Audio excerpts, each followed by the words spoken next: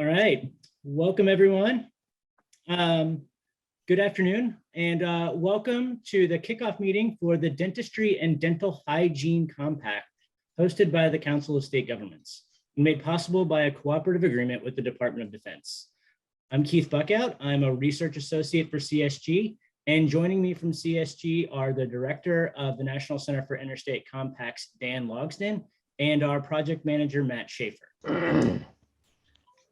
Just wanted to do a bit of housekeeping before we get started. Closed captioning is available, and if you have technical difficulties or if you have a question about Zoom, please use the chat feature to type a question, and CSG staff will get back to you as soon as possible. To ensure our speakers can be heard clearly, all participants will be muted during the meeting. This session is being recorded, so by continuing to participate, you are consenting to this recording. The recording will also be available to view on our website at compacts.csg.org. That's compacts.csg.org.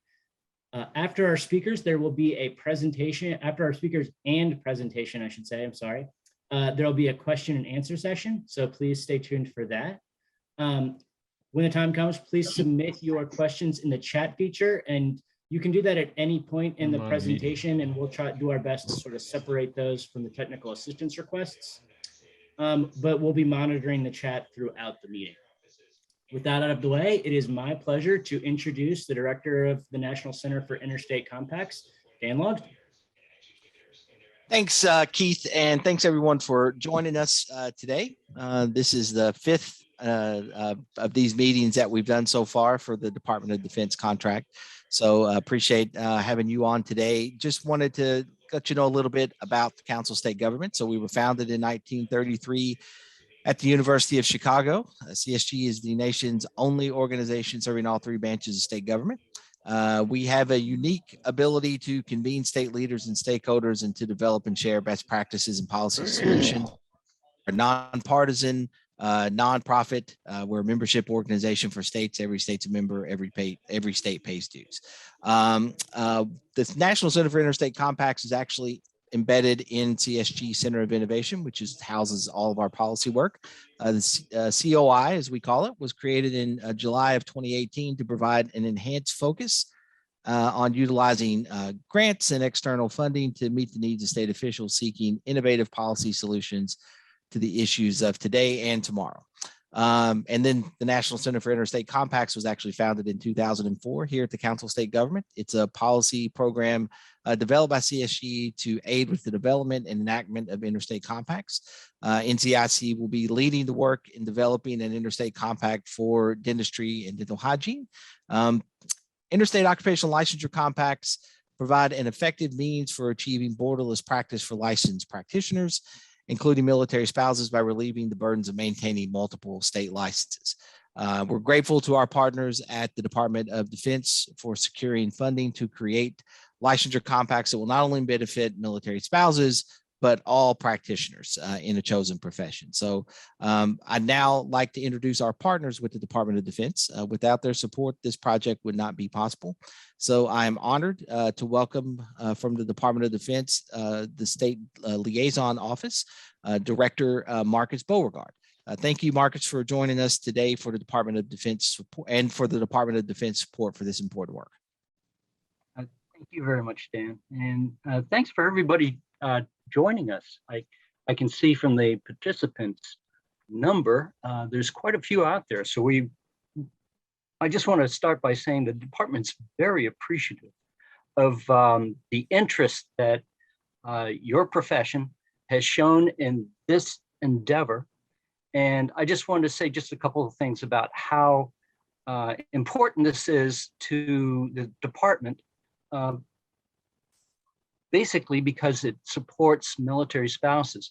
I'm not going to go into in any detail how it impacts military spouses, because we have the benefit of having two military spouses on this call, and they will tell you their personal stories about how difficult it can be to continue a career in a profession such as dentistry or dental hygiene across state borders. I just want to express how that impacts the Department of Defense. We recruit individuals, but we retain families, and families make decisions based on the benefit that going forward in a military career presents for all members of the family. And oftentimes, military families have to make the difficult decision of essentially leaving the military in order to let a military spouse continue with a career. And we see that as a lose-lose. It's a loss for the Department of Defense, and it's certainly a loss for the military family as well.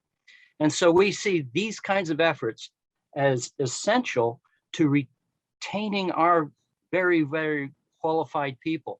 And it's through that retention that we are able to maintain readiness of the force so that we can go and do the nation's work when called upon. So thank you all for your participation in this. And I look forward to your questions. And I turn it back over to Keith. Thank you so much, Mr. Beauregard. We appreciate those comments, and we really appreciate your support and the Department of Defense's support on this project. Next, we'll take some time to welcome our partners in the dentistry and dental hygiene professions and give them an opportunity to provide their perspectives on license portability and interstate compacts. Joining us are Dr. Daniel Clemenson, President of the American Dental Association, and Ann Lynch, the Director of Advocacy for the American Dental Hygienists Association. Dr. Clemenson, if you'd like to go first, and Ms. Lynch, if you'll follow Dr. Clemenson, we're eager to hear from you both. All right, thank you, and it's a pleasure to be here. We at the ADA are thrilled to be able to partner with the Department of Defense, the Council on State Governments, and the American Dental Hygienists Association in the development of model legislation for interstate licensure compacts for both dentistry and dental hygiene. The ADA, which represents and supports over 162,000 dental professionals, has long been a supporter of licensure portability. We have policy calling for dentist and dental hygienist licensure portability going back over 20 years. This is important because in the US, dental hygiene, and dentist licensure requirements for those seeking licensure varies from state to state, but all applications still must graduate from an education program accredited by the Commission on Dental Accreditation.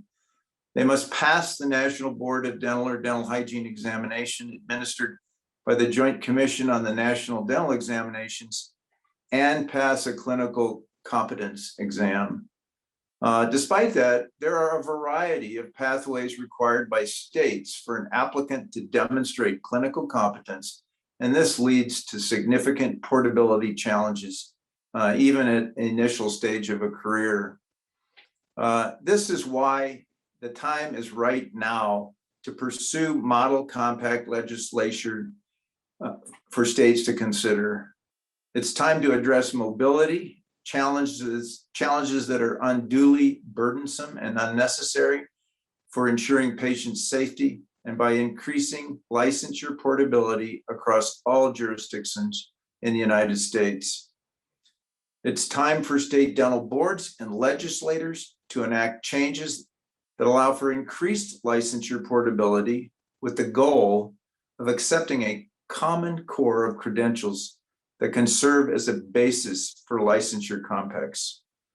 We are strong advocates for public health and supporting its members who serve the public. And we look forward to working with all the communities of interest to develop model legislation that will continue to support states' rights to regulate dental licensure while allowing for increased licensure mobility to benefit both the public and the dental and dental hygiene professions. I appreciate the ability to have a few comments.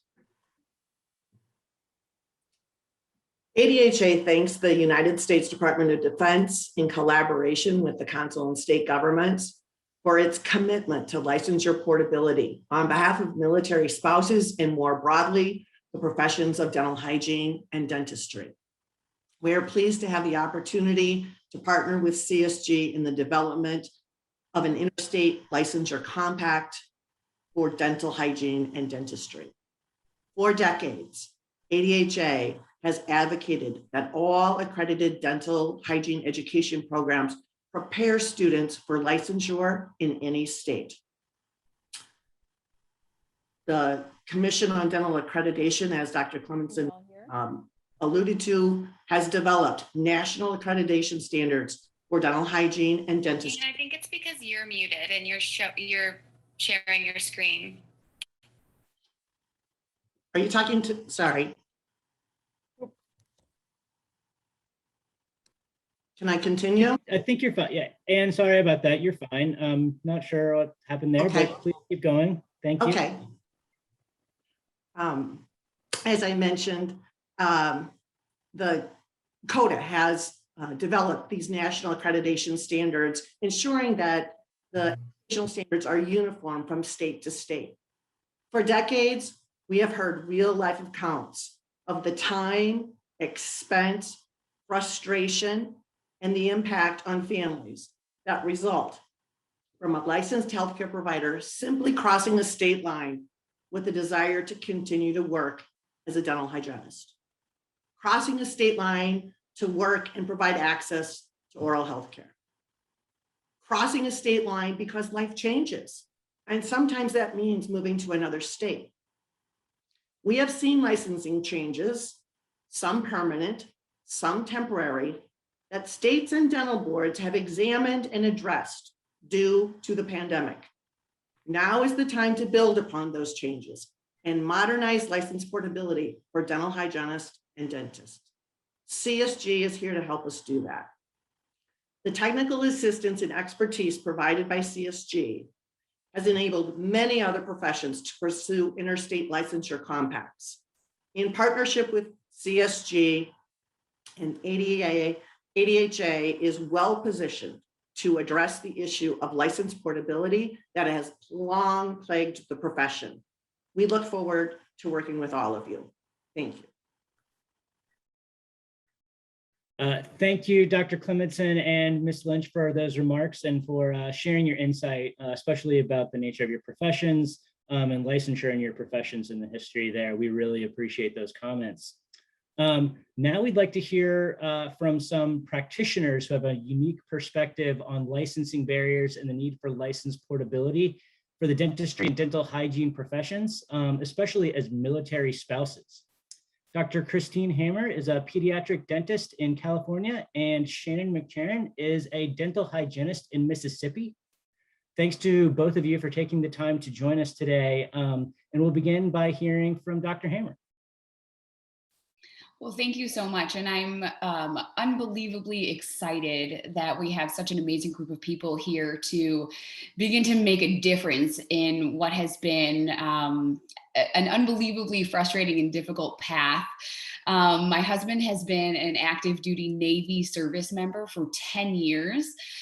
We have 10 to go until he hits that golden 20. I've been a practicing dentist for 8 of those 10 years. And together we've lived in 5 states, and I've obtained 4 licenses in different states over that time period. You know, as mentioned before, the Navy in particular is about recruiting individuals, but retaining families. And every time we're faced with a new order set and a new PCS, my husband and I have to make the decision of, do I move with him or do I continue to work in the place that we are currently in? And it's very difficult. It's a very difficult situation. Having obtained 4 licenses, you'd imagine that over time it would be an easier process, but the opposite is true. You know, initially getting licensed by exam and then being licensed by credential makes things much more complicated. You need verifications from all the previous states that you were licensed in, as well as sometimes from employers. So, you know, at one point we did have to make the decision. My husband had a very short order set, and we decided that it was not worth the time, effort, expense, all of the above, for me to work for about 8 months. And so, of course, so much in dentistry is wrapped up in that. Debt, repayment, all sorts of major decisions. But ultimately, the ability to transfer a license state to state would be a very welcome change and would take a significant burden off of a military family. So thank you again for everything that you are doing with this. And I'm very excited to see how this moves forward in the future. Thank you so much, Dr. Hammer, for sharing with us, and we appreciate those remarks. And especially thank you for helping us understand the challenges that licensees face in the military communities. So now to hear a little bit more about that, I'll turn it over to Shannon McSharon.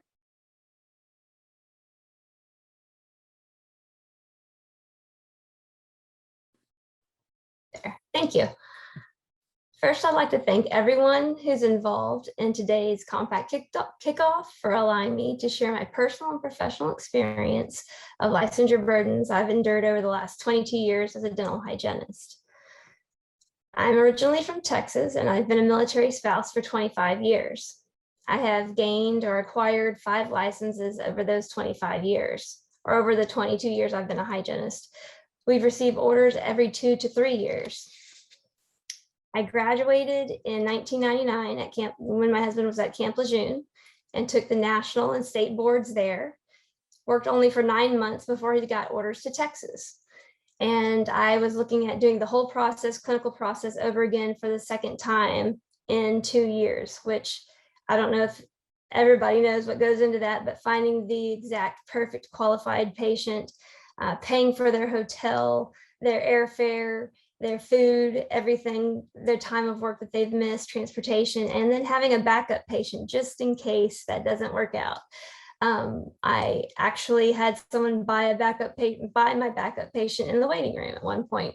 So a lot goes into it, and you just pray that the patient's going to show up in Texas on the airplane on that day, because you can't really handcuff yourself to them.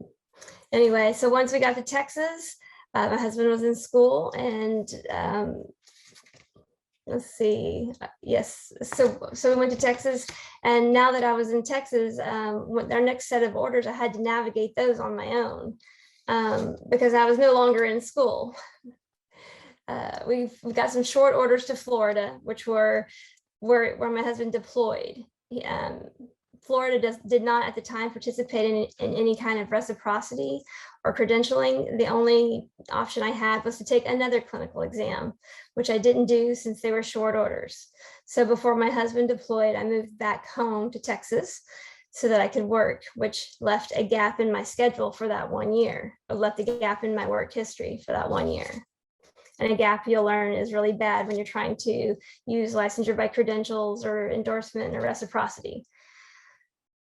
When he returned from deployment, we had orders to Virginia, and this just took a little bit of money, time, the jurisprudence exam, but I was granted a license through reciprocity through my Texas license. I worked in Virginia for 2.5 years before receiving orders to Mississippi. That was in 2010, the first time. I had 2 options, a license by exam or credentials. And the rules for credentials were to have worked 5 years full-time prior to the date of the application, which of course I did not qualify for. So this would also eliminate most military spouses. So instead, I made the choice to move back to Texas once again with 2 young children. It's a hard decision to make, but we had to do it. We had to live apart for 2 years just to maintain my license. On a side note, when you choose to or cannot work in one state, the licensure problems begin to snowball by increasing the gaps in your work history. So everywhere you go, they want to say you have to have worked so many years, or 2 out of 5 years, or 5 straight years before you can actually license by credentials. something like that. It usually kind of messes you up if you have a gap, or if you perpetually have another gap, and another gap. It just kind of adds on. And usually a clinical exam is the only way to get out of that. So living apart seemed to be the most necessary thing for us at the time to protect my career. After living apart for 2 years, we had orders to Illinois. I actually chose to get licensed in Wisconsin because we lived on the border, and I worked there for just a little bit of the time that we were there. I wanted everybody to know, just because you say you're stationed somewhere for 2 years doesn't really mean that you were actually practicing for 2 years, because it takes a long time to find a job sometimes, or you don't have that license yet. So it seems like, well, why would you have a gap? But you just didn't have that work option available at the time. We then had orders back to Texas for my husband to attend grad school. So that was easy enough. I already had my Texas license. And I'd like to point out, I already mentioned it, that just because you have your license doesn't mean you can find work. After grad school, we had orders to California, and I thought this would maybe be career ending for me, because California has a split board where they have a dental board and they have a dental hygiene board. So the dental hygienists, I think they have their own occupational licensing board. And of course, I believe there's 3 different types of dental hygienists. There's an RDH with extended functions, and an RDH in alternative practice. So the requirements included coursework in soft tissue curettage, nitrous oxide administration, local radiology safety, and jurisprudence. It was only offered 1 to 2 times a year. And that only, after I passed those courses, that would make me eligible to sit for a clinical exam offered at a different time of the year. So for 2-year orders, it didn't seem feasible. I estimated it was going to cost me about $9,000 to do all of that. The time, expense, and requirement provided another 2-year gap in my work history. And I did work in healthcare, but it wasn't in dental hygiene.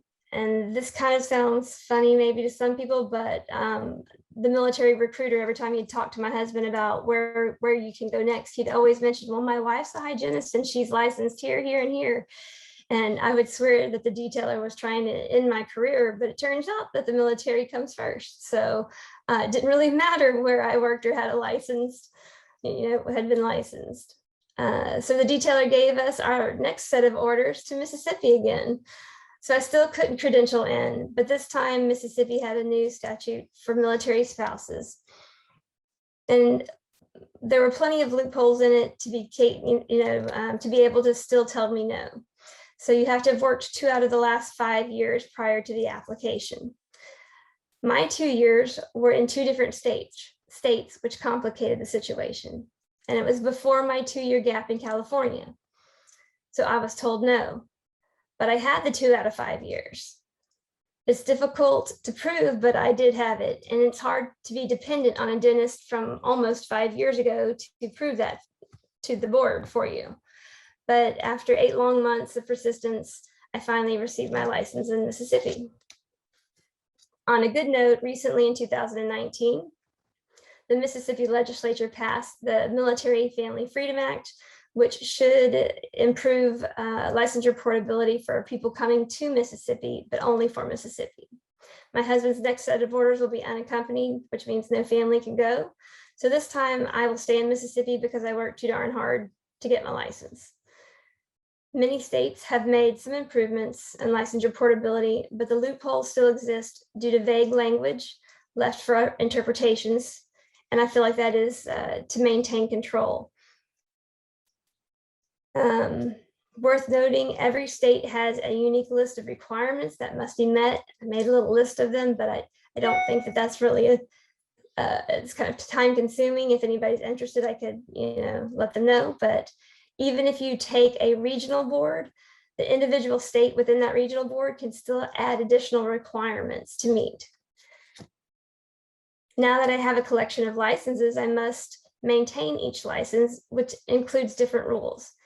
This adds to the financial setback for my family. No doubt, licensure burdens have been and will continue to be career ending for many military spouses, or a factor in separations or possibly even divorces. It also doesn't help with military readiness. You know, a lot of times I've heard happy wife, happy life, and a lot of times people choose to get out of the military because their wife wants to have their career as well. So sometimes people choose to get out early. Really, military spouses only want to fit into their always changing community. We deserve the opportunity to continue our career while our service member is serving our country. Military spouses are resilient and possess a strong work ethic, which should be welcomed and considered an asset to any community. An interstate compact could alleviate a lot of the financial setbacks, decrease unemployment rates of military spouses, and improve the overall family life. In closing, I'd like to thank all military spouses for your strength and dedication to our nation and your professional license. Please hold on and advocate for your professional license and licensure portability. If you are told no, fight harder, get involved, because what else do you have to lose? Thank you, everyone. I hope I didn't put y'all to sleep. It's kind of a long little timeline, but it's my timeline, and I hope I didn't go over too much time. Thank you. I don't know. Thank you so much for sharing your experience. And we really appreciate that. And we appreciate your service. And thank you for all of your hard work. Thank you. It's really helpful to have that information. And as we approach working out the requirements and the details for this project, it's a big undertaking. We appreciate your experience. Thank you also to Dr. Hammer for sharing your experience and for all of the details and requirements that went into transferring and adding licenses, transferring your license and then adding licenses in other states. We're going to keep things moving and jump straight into our next agenda item. I'd like to welcome back CSG's Director of the National Center of Interstate Compacts, Dan Logsden, and our project manager, Matt Schaefer. They'll give an overview of the basics of interstate compacts in the development process. Also, just a reminder, after the presentation, we'll begin our Q&A session. So please stick around for that. Dan and Matt, you guys can go right ahead. Take it away. Okay, thanks, Keith. Thanks again, everybody. Thanks, Shannon, Dr. Hammer, appreciate that. And let's just jump into our first slide here. So we've talked about who CSG is. You know, we're not a lobbying group. We don't lobby.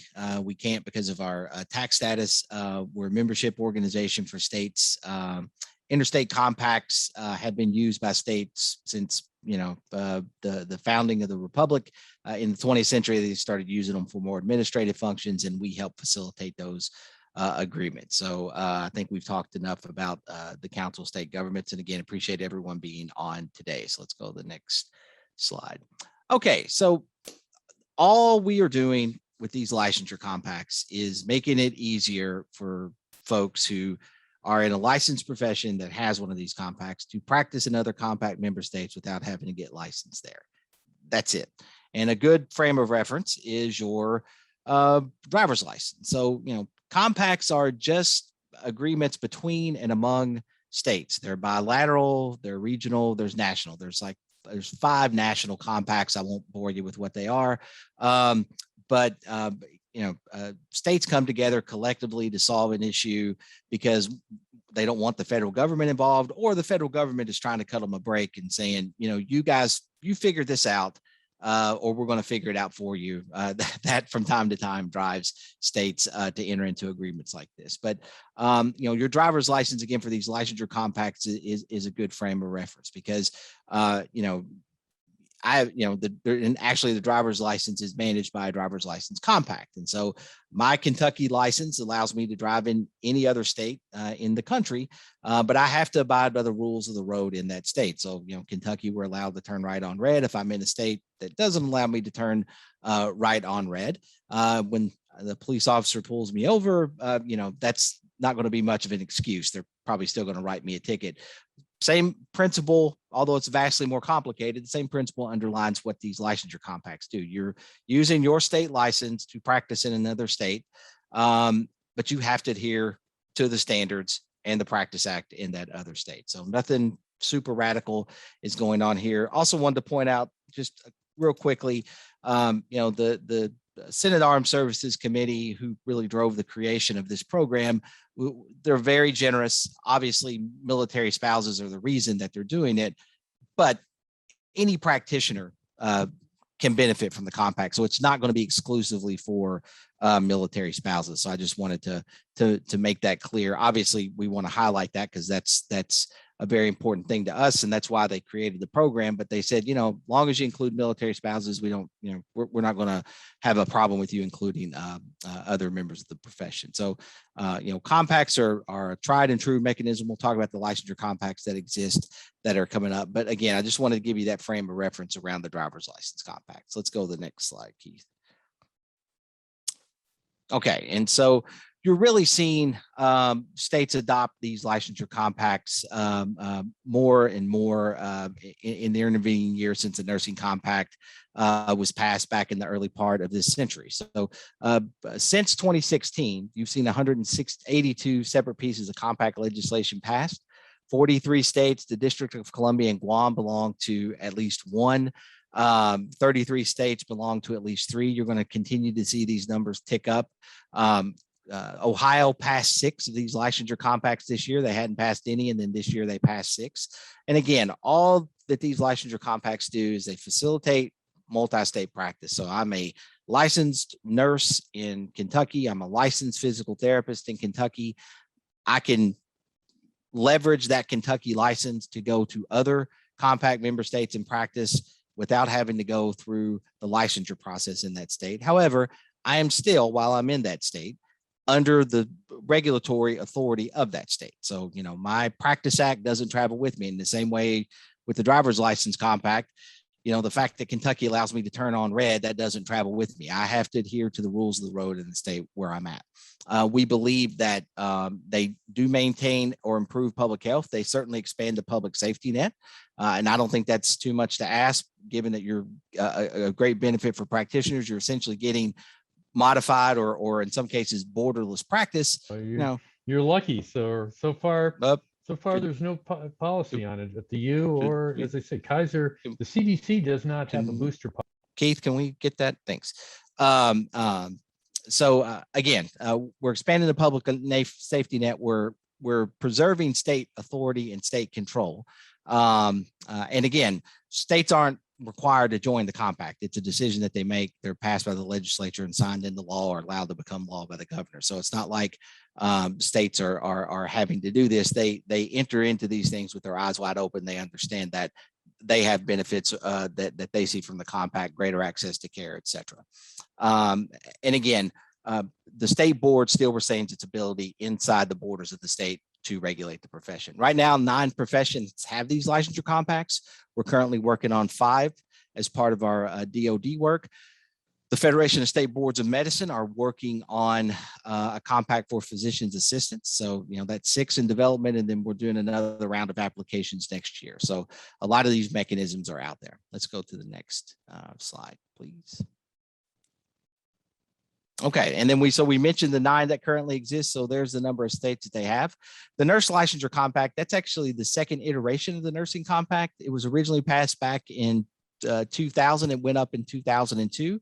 There were some things about it that they wanted to change. So in the early part of the previous decade, about 2011, 2012, the state boards of nursing came together, started working through some issues, and the enhanced nurse licensure compact went back out to states in 2016. And now it's just the nurse licensure compacts again. It's supplanted the old one. There's 38 states in it. The psychology compact's 26. So that's for psychologists. Occupational therapy compact, that compact, we wrote it last year. It went out to the states in January of this year. They've got 9 states. Wisconsin's on deck to become 10. That's the number of states they need to start operating. So they'll begin operating sometime next year. The medical compact, which is for physicians, 35 states. The EMS compact, that's for non-gubernatorial declared disasters, emergency management personnel. It has 22 states. Counseling compact just went out this year. It has 3.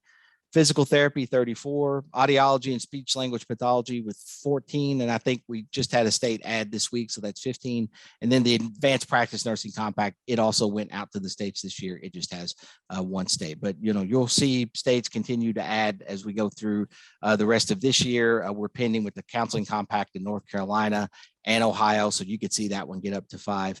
But again, states are responding to these for certain professions. We don't believe every profession should have a licensure compact. I'm not going to name the professions that we're kind of suspect of, but again, I think anytime a profession, certainly like dentistry or dental hygiene, where you could potentially harm a patient, you want that extra level of public protection. So, and all these professions here, I think, represent that. Let's go to the next slide, Keith. Okay, and then I mentioned here's the professions that we're working with DOD and then the physician's assistants. So massage therapy, social work, cosmetology, the teaching compact, and then dentistry and dental hygiene. We'll have another round of applications later this year, early next year, make a decision. So we hope to pick 4 to 5 to 6 more professions for next year for this opportunity. Let's go to the next one, Keith. And this is just a heat map. We won't spend much time here, but I mentioned, Ohio jumped up to 6, West Virginia at 6, Alabama at 6, Georgia's leading the way at 8. 7 is Maryland and Colorado. So again, lots of states responding to these, and we expect to see these numbers grow. Let's go to the next one, Keith. All right, and then so for the benefits of the practitioner of licensure compacts, they get the increased mobility, they get to leverage advancing technology. Also, we are a more mobile society, and with the invention of telehealth. And then the biggest benefit is all these licensure compacts, either in the compact language or in their rules, support military spouses. All of these compacts will have similar language. Let's go to the next slide. And then the benefits for licensing boards. So there's an agreement on a uniform set of licensure standards. There's that shared data system. All these licensure compacts have a robust data system at that commission level that the state boards utilize. Enhanced cooperation between state boards. So the compact essentially binds the states together around this profession. They maintain their control in their state, and the commission can't dictate terms of practice to the states. That's outside of what their authority is. But the compact binds the states together. So if you have a practitioner from another state that needs to be investigated, those states are essentially obligated to help each other out, which states typically try to do that now, but the compact makes that a requirement. And then again, it expands the ability to protect the public because of that wider safety net by the states cooperating together. So let's go to the next slide. And then we think the benefits to states, and the states have sent this information back to us. They believe it too. It does strengthen state sovereignty because, again, we're not taking over the state licensure process. We're not taking over the state regulatory process around the profession. We believe it does give the states a lot more flexibility when it comes to how they're regulating and licensing professions. Matt and I and others at CSG have worked on 2 large Department of Labor grant projects looking at occupational licensure in the states. In 2014, states started taking a hard look at licensure of professions in states. And frankly, the states didn't have very good answers. There are good answers. They just didn't really have those available. The federal government is very skeptical about how states are licensing professions. Compacts are one way that a profession can sort of push back against that, but there's going to continue to be scrutiny. So anything that states can do to increase the ability of practitioners to be mobile is going to be a mark in their favor. We believe they strengthen labor markets, and again, we believe it expands access to care. So let's go to the next slide. Okay, so we're not going to go through this in detail, but I just kind of wanted to give you a visual representation of what we're doing here at the Council of State Governments. We've worked on interstate compacts since we were founded in the 30s, and this is essentially the process on how we create them. Now, it's vastly more complicated than this, but this sort of gives you a good idea. It's not easy. It takes some time. And again, one of the reasons it takes so much time is we have to vet it thoroughly, because when an interstate compact gets to the legislature, they can't change it. They can't change it substantively. They count on us to run a process that, when it gets to them, they have some confidence that it's been vetted and that they're not going to find something in it that's going to derail practice in their state. So we start off with the technical assistance group. They make recommendations to a document team that actually writes the compact. We do stakeholder review. We do robust stakeholder review, getting as much feedback as we can. Then we sit down with the document team and the technical assistance group. We will make them go over all of it. The document will be changed. And then we reach a consensus on a final document, and then we're ready to go out to the states. We begin educating state leaders, and the profession typically takes the ball and begins working toward getting the compact enacted in states. So, and then you never really leave phase 2 until you get to the national compact level. Nursing's almost there. PT and medicine aren't far behind. But once you get a trigger number of states, we typically like to set that at 10, but we'll work with the profession to set that. You enter into phase 3 where you're standing up that interstate commission to administer the compact. So it's a long, tough process, but one of the reasons for that is because you can't change it once you get to the legislative stage of it. And we do take seriously getting that stakeholder review and working with stakeholders to understand their points of view, take that back to the teams that created it, and trying to get a consensus document. So let's go on to the next slide.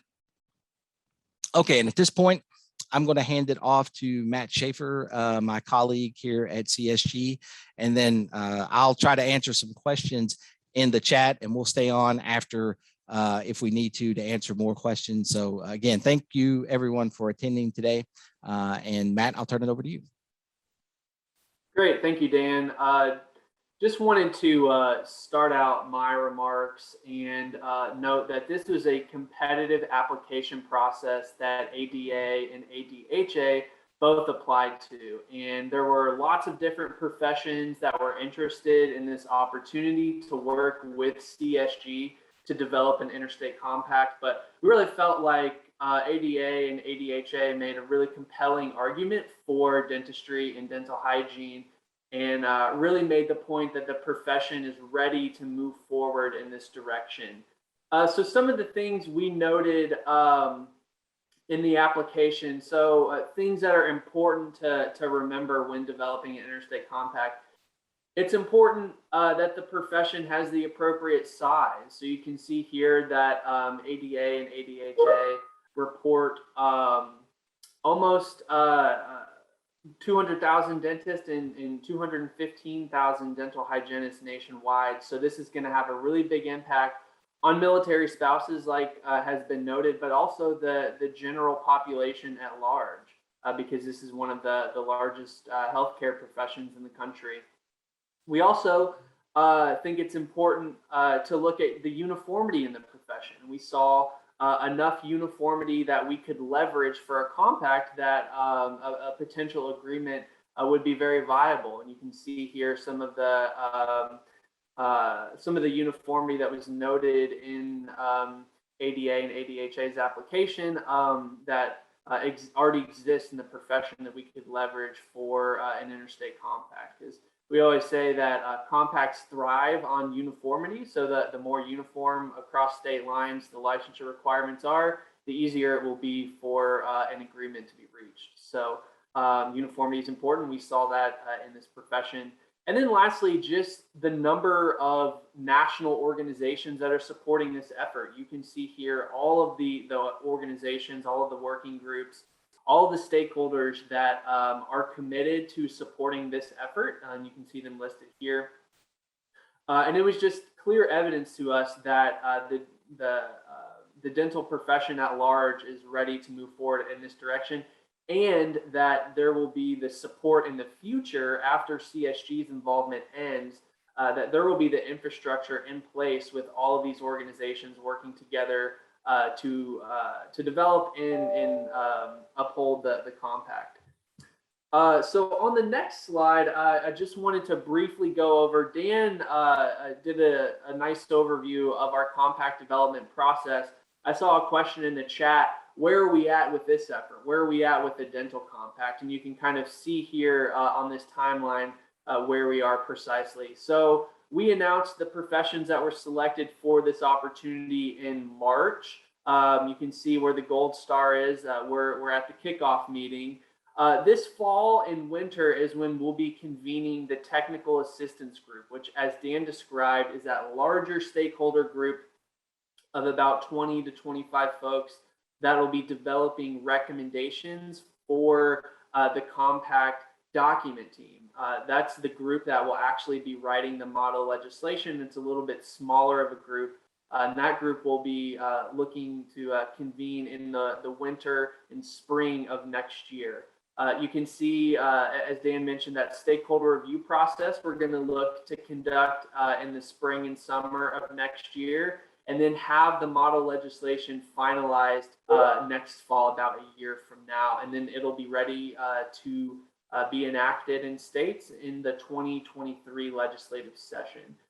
So just wanted to provide that timeline for you and let you know where we are in the process. So on the next slide, you can see sorry, Keith, we could go to the next slide. There's our contact information for Dan and myself. We would love to answer any questions that you might have after this meeting. We also would invite you to stay involved in this process and let us know if you are one of those folks who would like to be involved in the stakeholder review process, and we can get you added to that list so that you have the opportunity to review the model legislation and provide your edits and feedback.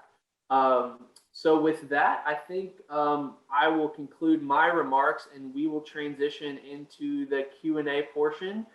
Keith, I know we've had a lot of great questions in the chat, so I think we have about 25 minutes left. Oh, good. We can go ahead with the Q&A. All right, Keith, I've pulled out a few, so I'll start. So someone was asking about maybe a denturist and dental therapist. Compacts thrive on uniformity. As Matt was explaining why this profession was a good choice, if you're not licensed in 30 states or up, it really makes it difficult to include a profession in a compact.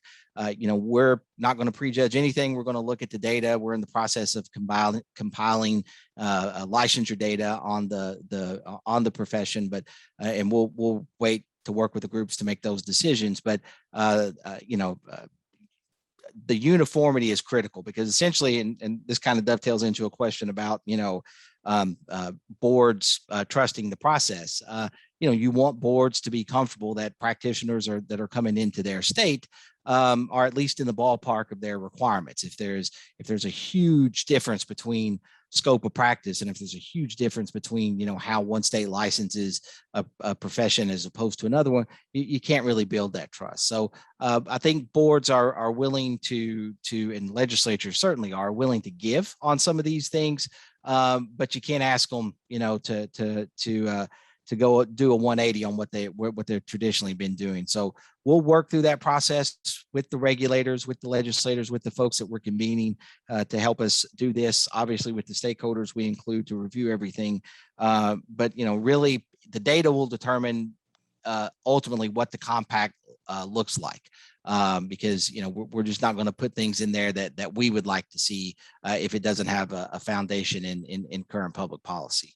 Someone also asked about telehealth, and it should be where the patient is located. Typically, that's how it does work for the licensure compact. So it is where the patient is located. So if you're in Kentucky and you're seeing a patient in Ohio, while you're seeing that patient through telehealth, you're under the Ohio board's regulatory authority. Someone also, I saw a couple of questions about universal licensure language. Yes. I think, obviously that's legislation that states are beginning to enact. I think we're up to 14 states have enacted that. Arizona was the first. Most of them, if not, I don't think all of them, but most of them contain provisions that if your profession adopts an interstate compact, it doesn't apply to you. I think they can peacefully coexist. There's some professions that frankly don't need that heightened level of public protection that comes along with a licensure compact, but I think dentistry and dental hygiene is certainly a profession that does, in the same way that nursing and medicine and occupational therapy are. So, there's really, and we've been explaining this to legislators over the past year, and we've developed a resource on it. There's really no conflict between them that we see. And again, you're seeing a lot of states, when they do enact this legislation, exempt compacts. So we don't see that as a challenge. And frankly, we think for some professions like dentistry and dental hygiene or professions around the dental profession, having this ability for boards to coordinate, having that licensure data in a data system, having the Interstate Commission help the boards come together and coordinate around if they need to an investigation or share information is critical. And then Keith, you might have answered this one, but somebody asked about slides. So we'll be sharing the slides, correct? That's correct. Yeah. So I just wanted, we are recording this. And so we'll post a video of the recording and link that on compacts.csg.org. That should be early next week or late this week. And we'll include a PDF of the slides with that. So you can go back and review that anytime. And we'll do our best to get that posted to the site as quickly as possible. All right, Dan, I think if that was the questions that you saw from the chat, I know that you mentioned universal licensure and universal licensure recognition legislation that has recently been passed. So I'm going to go through a couple other interesting questions that we had received in the chat, and we'll do our best to address those. The first question we received that I wanted to make sure got answered: will the Interstate Licensure Compact address practice for foreign trained clinicians that are already practicing in a U.S. state? I don't know yet. That'll be something that we make an informed decision about with the groups that we're working with and the stakeholders. So I wish I could give you a definitive answer, but until we see the data from the states, I can't answer that. I can tell you we're not going into it thinking we're going to exclude anyone. Again, the data will drive us where we go. Okay.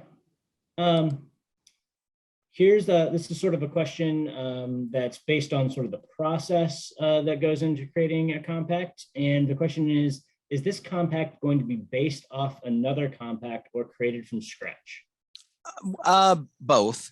So you can't just pull the PT compact down and everywhere it says physical therapist, insert a profession, but we're not going to recreate the wheel. So there's really two halves to one of these licensure compacts and all the interstate compacts, which is talking about licensure compacts. The last 6 to 7 sections deal with rulemaking, deal with the Interstate Commission, deal with withdrawal from the compact and how that's going to be handled, the binding effects of compacts. We've got boilerplate language that we've used for years, developed for those sections. And we will suggest that it be used. We'll work with the profession to tailor it so it's not an all or nothing. Just because you use it doesn't mean you can't change it. But we don't want to recreate the wheel, and that language has been tried and true. If you look at all the existing compacts, the last half of them are essentially the same because they've relied on that language.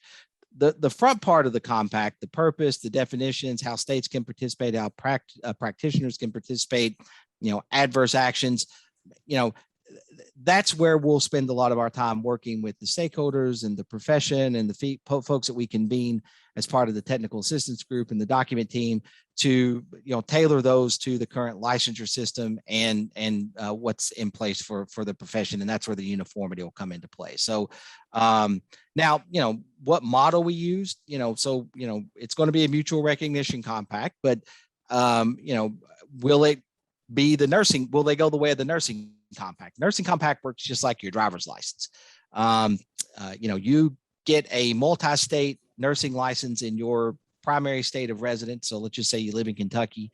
You'd go to the Kentucky Nursing Board, you'd get a multi-state license, and you could practice in any other compact member state that you wanted. When the physical therapists were creating when the physical therapist boards were working to create compact for that profession, they wanted a little bit more visibility on who was utilizing the compact. That information is available to boards for the nursing compact, but the PT boards wanted one more step.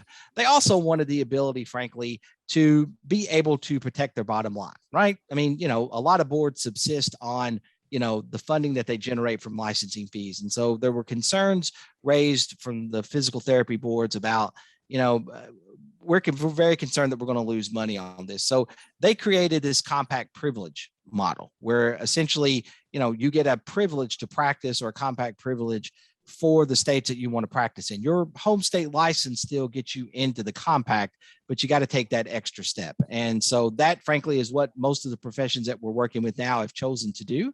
But certainly what the nursing compact does is a viable option.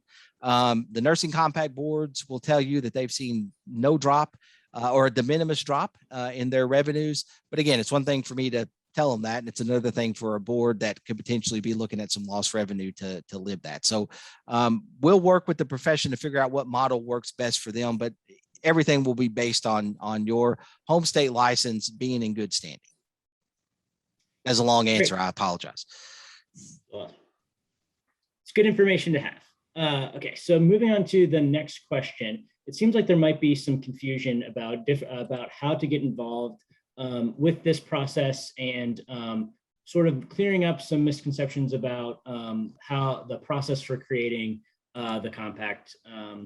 And so would you please take some time to explain how the technical assistance groups are developed and how interested individuals who might not be able to participate in the technical assistance group can still assist with the compact process? Sure, that's a great question. So we will work with the organizations with ADA, ADHA, and plus, regulators have to, be at least, around half of the members of that technical assistance group. So, CSG will work with the organizations in the profession to identify those folks. We also have recommendations from folks that we'll be pursuing, but we'll ultimately put that technical assistance group together. The document team is much smaller. It's mostly attorneys, but we'll also put that group together. We can't have everybody around the table, but we try to get a representative group around the table, and we've been successful at that in the past. I don't see why that couldn't be the same for this profession. But I like the way you phrased the question, because anyone can be involved in this compact. We will, once we get a draft ready, we will do a robust stakeholder review process. And so you will be able, we'll send it to anyone we can think of sending it to. We will encourage them to send it to folks. We will encourage them to read it and respond back to us and give us their thoughts. We'll have webinars just like this, where I've done this a lot, where I will, or somebody will, I keep saying I'm not the only one that works here, but the document will be put on the screen and we will essentially go page by page and explain, what this section does and how it works. We'll do that for the entire document, and then we'll stay on the line and take your questions, take your feedback. You can send us written responses, so everyone can participate in vetting the document and giving us that feedback. And, I can assure you that, we will, when we sit down after the stakeholder review is over with the technical assistance group, well, the document team would be first, we will make them look at all of it. So it's not, we're going to get it and then we're going to put it over here and we're going to do what we want to. We will ensure that they look at all of it, they discuss it, they weigh it. They ultimately might not decide that they agree with your point of view, so they might not change the document, but they'll make a decision about it. So, and then once that part's done, we take all the stakeholder feedback and the proposed final document, and then we go to the technical assistance group, and then we make them do the exact same thing. So it doesn't take as long as it sounds, but it takes a lot of time and it can be grueling. But that's the only way to build assurances that we reached a consensus on this document and everyone was heard. So everyone can participate. You don't have to wait until we're ready with that document. You've got our email addresses. If you have thoughts about the compact, if you have complaints about the compact, if you just think this is a bad idea, you can send that to us. We'll keep it and show it to the groups that we're working with. So, if you already have some definite thoughts about how you think this ought to go, you don't have to wait. You can go ahead and send those to us. You can send us emails continually through this process. That's what we're here for. That's what we do when we're facilitating the creation of these. And I can assure you, people will lay eyes on them. Thanks, Dan. Appreciate that.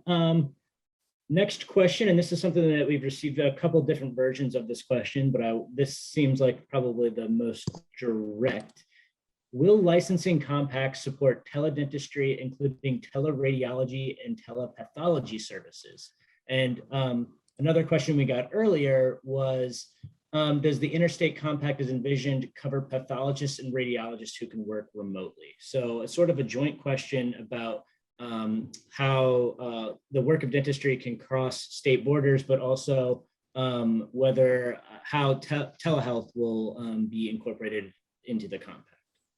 Sure. So all the current licensure compacts, and I would imagine the ones that we're working on now, we will either include provisions or for telehealth or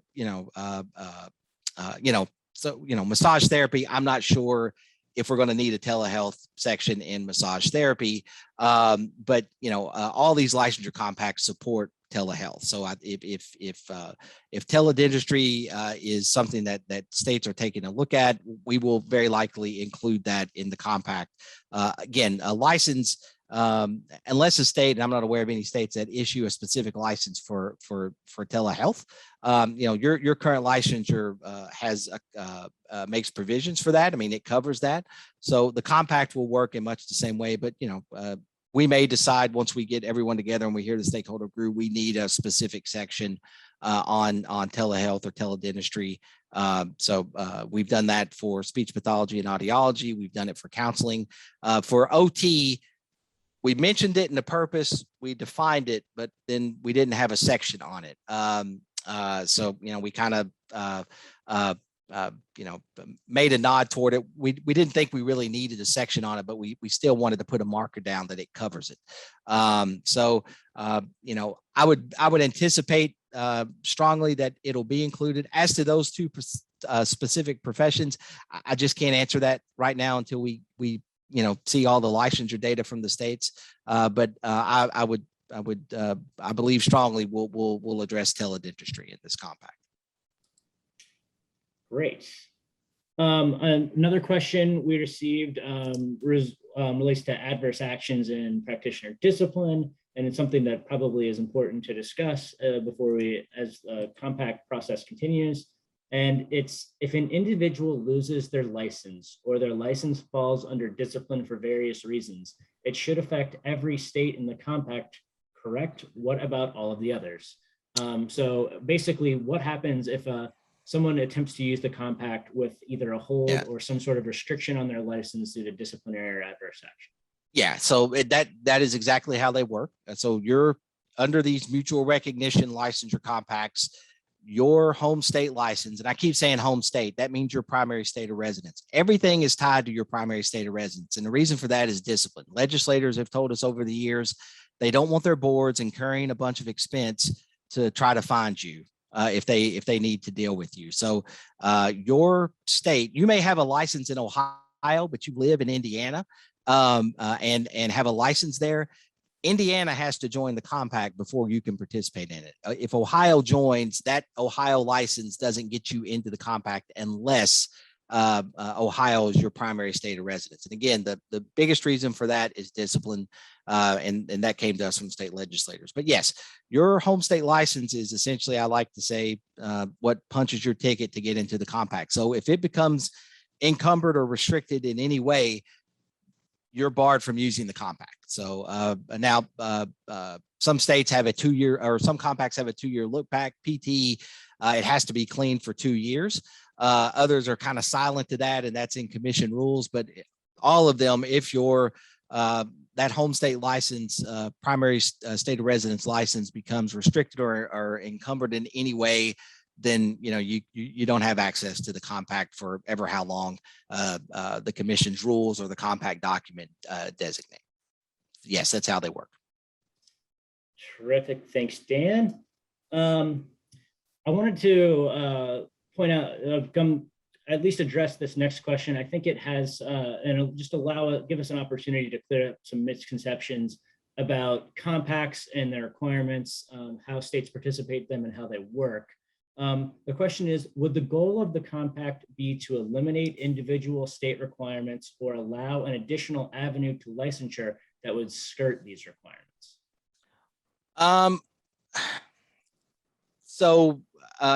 Yeah, it's not looking to skirt or get around licensure requirements. What the compact member states are agreeing to do is accept each other's practitioners. Now, so, that's why the uniformity is important, and that's why we'll be drilling into that. I've had some professions tell me they don't have, counseling, for instance. When we took that profession on, I had a number of people tell me, you'll never be able to do a compact for them. There's not any uniformity, and there was lots of uniformity.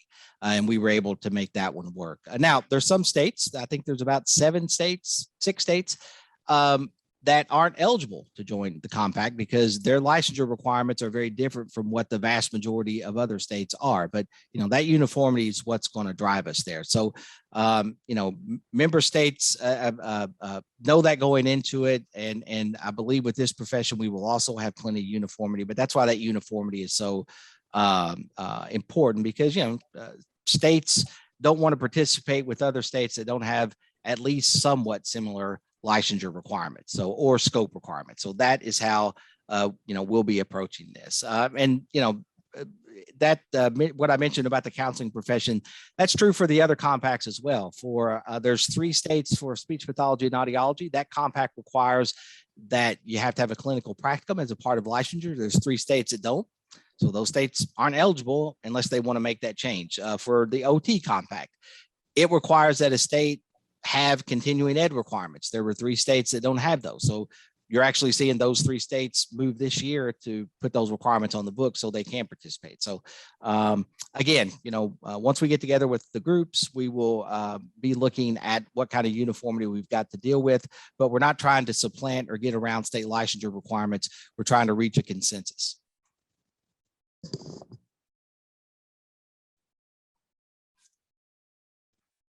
I think I'm muted there. Sorry about that. I think we only have time for 1 or 2 more questions.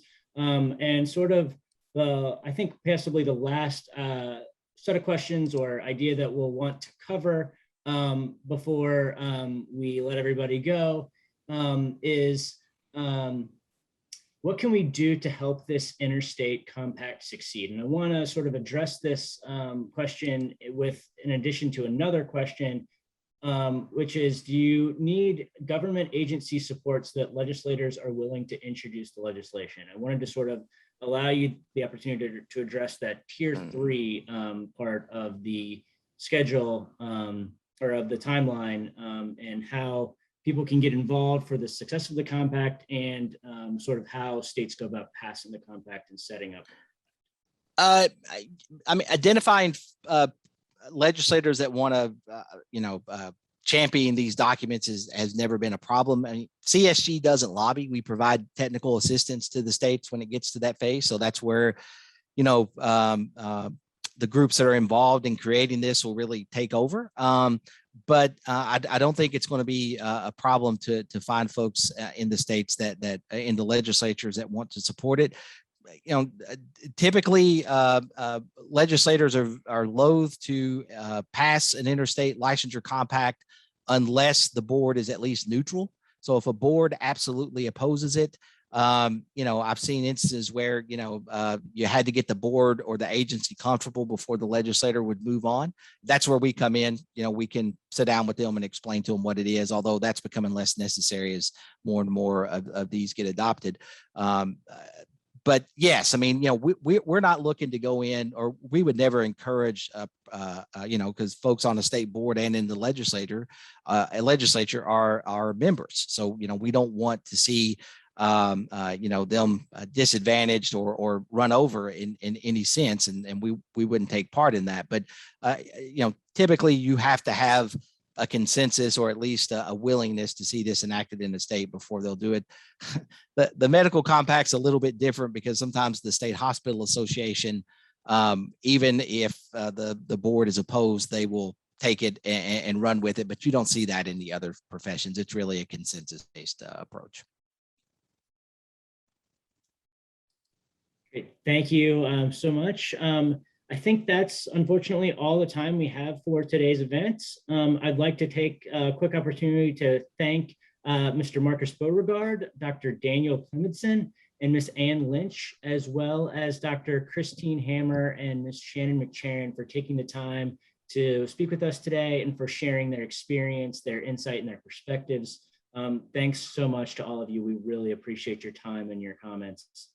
And thanks to all of you for joining us today and for your time and interest in the project. We hope you found this presentation helpful.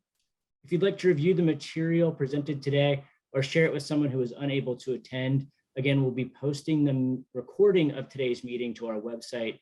That website is compacts.csg.org. And we'll post that in the coming days, early next week or late this week, but we'll do that as quickly as possible. Additionally, if you have questions or concerns that we weren't able to get to in today's Q&A session or that weren't addressed by the presentation, please feel free to send us your question via email, and that's at compacts@csg.org. That's compacts@csg.org. And we'll respond to that as quickly as possible. Thanks again to everyone for joining us. We hope you have a great afternoon.